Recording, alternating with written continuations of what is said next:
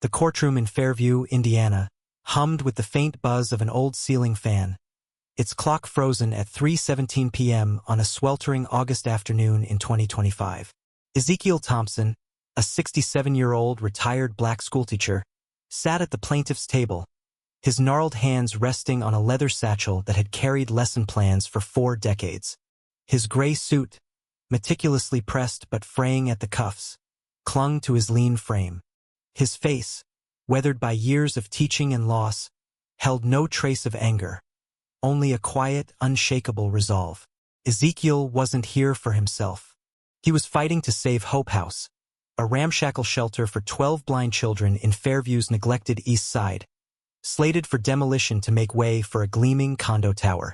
Across the room, Judge Leonard Carver, 54, lounged in his chair, his judicial robe as stiff as his demeanor. Carver's cold eyes betrayed a secret. He wasn't just a judge. He was a silent partner in the development deal, a fact buried in offshore accounts and late-night handshakes.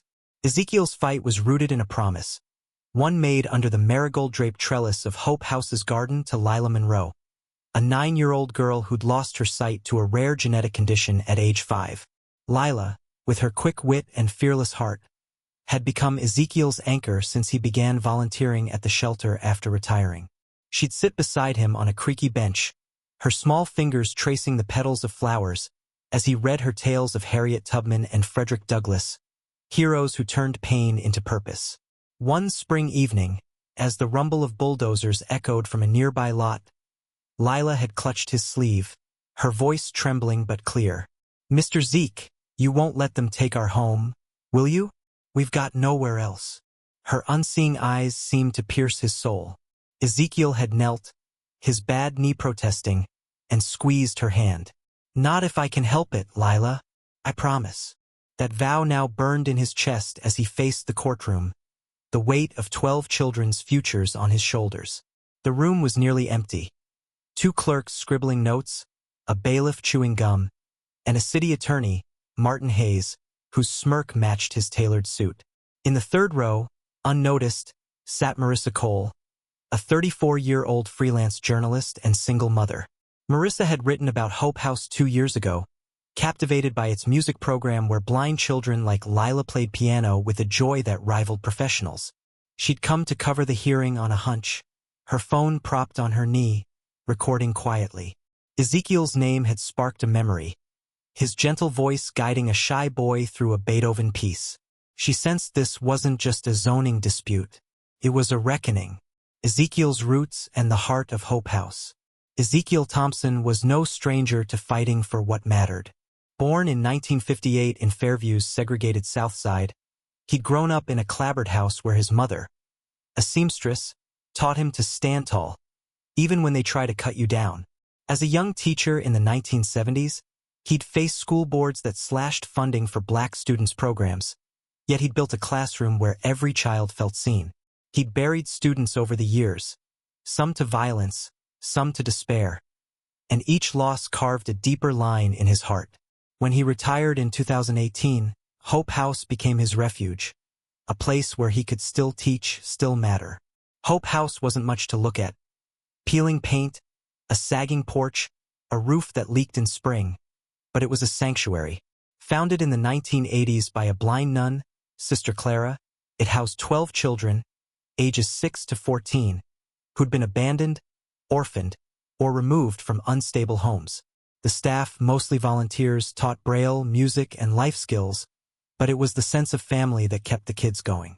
Ezekiel spent his days there, reading stories, fixing wobbly chairs, and tending the garden where marigolds bloomed despite the cracked soil. Lila was his favorite, though he'd never admit it. Her laugh could light up a room, and her piano playing, self-taught with an ear for melody, rivaled anything Ezekiel had heard in his years at church choirs. She'd play Amazing Grace with a flourish, grinning as Ezekiel clapped. "That's for you, Mr. Zeke," she'd say, her braids bouncing. Their bond had deepened one winter night when a pipe burst, flooding the shelter's basement. As volunteers scrambled, Lila, then 7, had panicked, her hands shaking as she clung to Ezekiel.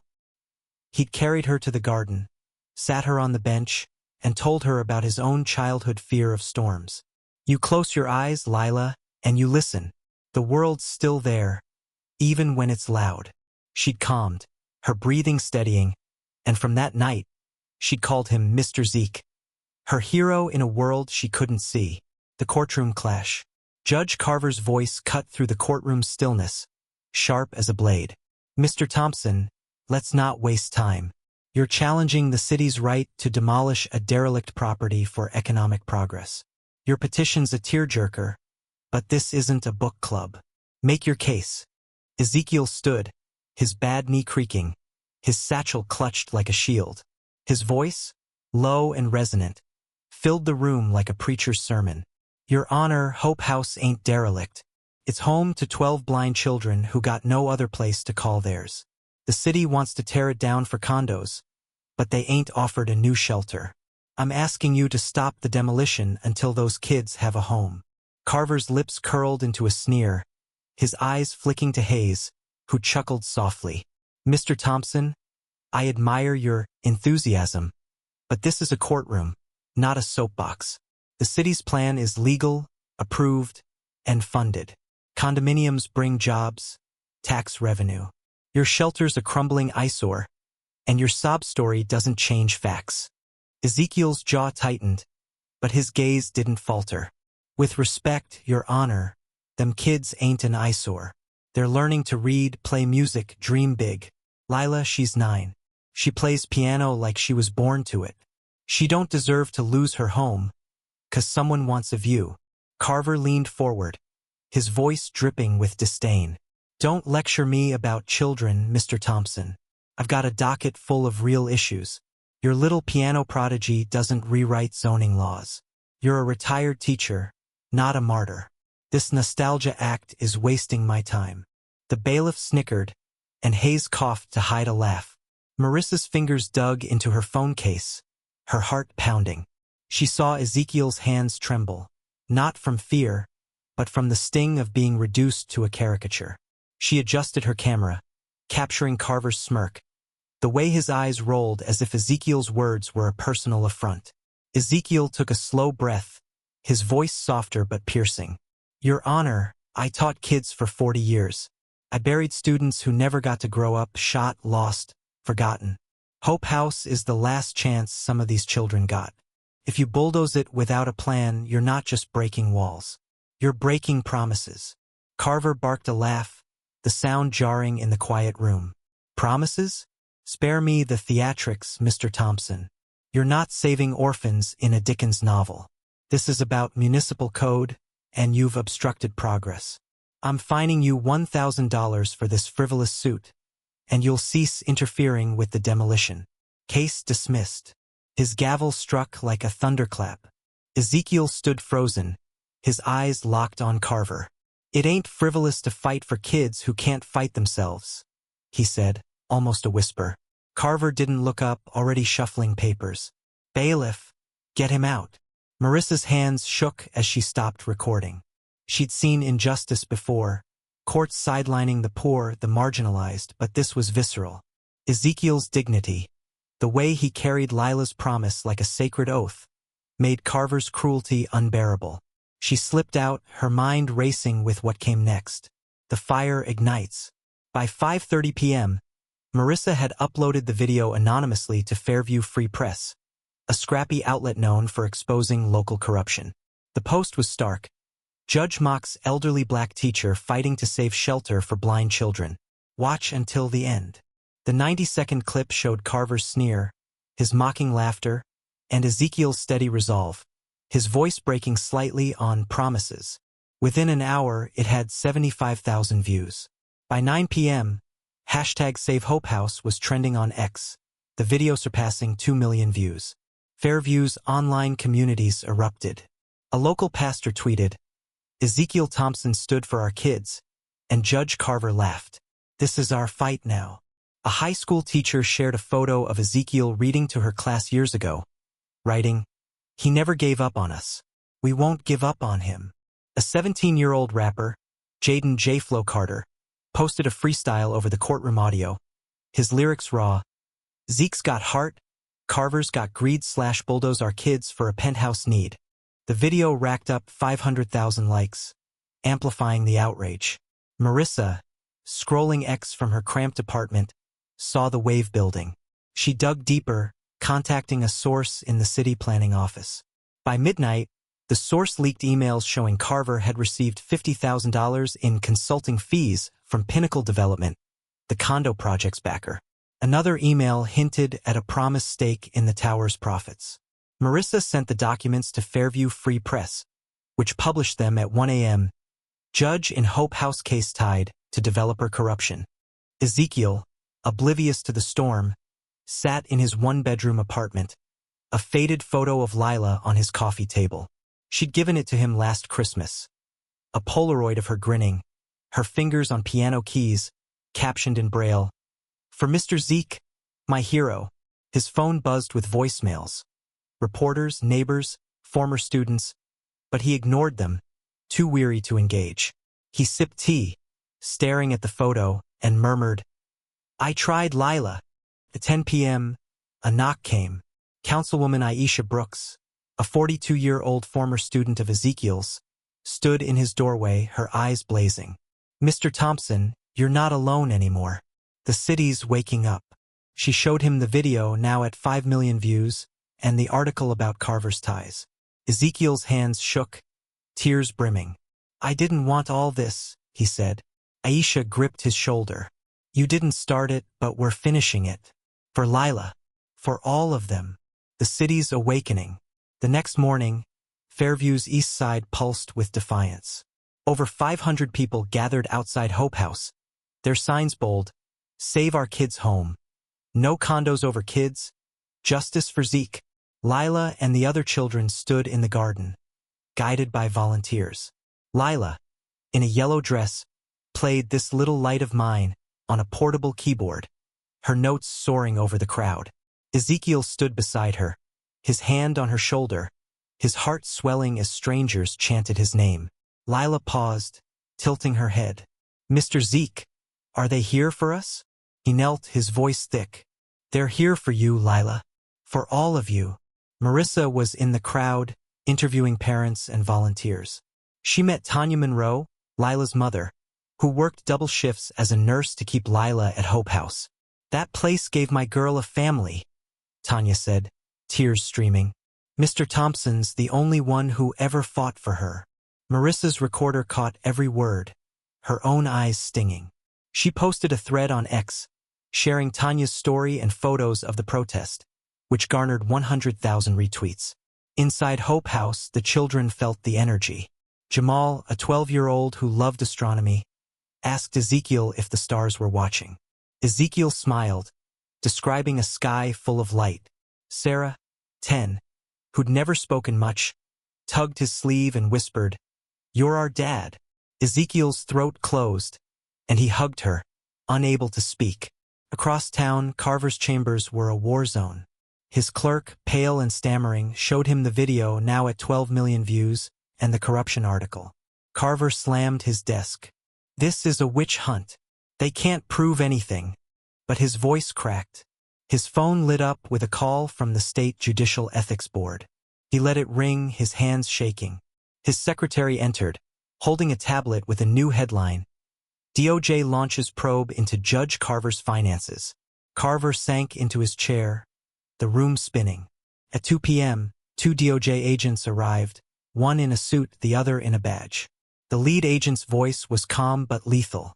"Judge Carver, you're under investigation for judicial misconduct, bribery, and conflict of interest. Step away from the bench." They handed him a file labeled Pinnacle Development, stuffed with bank records and emails. Carver's face drained of color. "This is nonsense," he muttered, but his bravado was gone. The reckoning. 5 days later, Carver faced the State Judicial Ethics Board in a hearing room packed with 200 spectators. Teachers, veterans, Hope House families, and local activists. Marissa sat in the back, her notebook open, her pen racing. The board chair, Claire Gwynn, a former prosecutor with a reputation for fairness, played the courtroom video. Carver's laughter boomed, followed by Ezekiel's quiet plea, It ain't frivolous to fight for kids. The room tensed, some spectators wiping tears. Nguyen's voice cut through the silence. Judge Carver, your remarks were viewed 18 million times. We've received 87 complaints from past cases, many alleging bias against Black, poor, or disabled plaintiffs.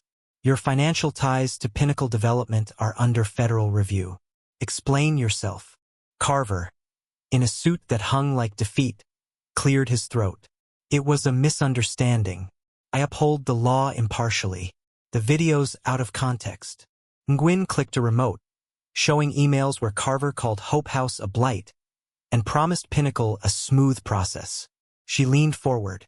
You upheld your bank account, not the law. The board voted 9-0 for his permanent removal, recommending a DOJ probe into his finances.